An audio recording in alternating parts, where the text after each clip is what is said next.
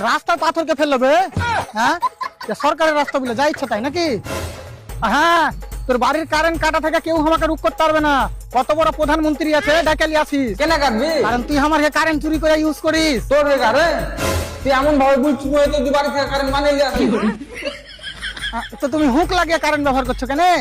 Metre লাগিয়ে ব্যবহার করো। মিটারে ভালো করে কারেন্ট আসে না তো হুক লাগিয়ে কারেন্ট ভালোভাবে আসছে তুমি কি করে বুঝতে পারলে? আমার প্রত্যেকদিন কথা হয় কারেন্টের সাথে, আর কিছু সবাই চালাইছে তখন কোনো সমস্যা হয় না, আমি একটু চালানো তাতে সমস্যা। সবাই যদি কুয়ার ভিতরে লাফায় তুইও লাফাবি নাকি? লে খেপা চোদা, আমার গ্রামে তো কোনো কুয়াই নাই। मारो मुझे मारो। ধরেলে পাশের গ্রামে যে কুয়াতে পড়লো তো তুইও যা পড়বি নাকি? পাশের গ্রামের কুয়া তো একদম ছোট, দুধ মেলা ফাইলে ভর্তি হয়ে যাবে, আমি কি বাল করে লাফাবো?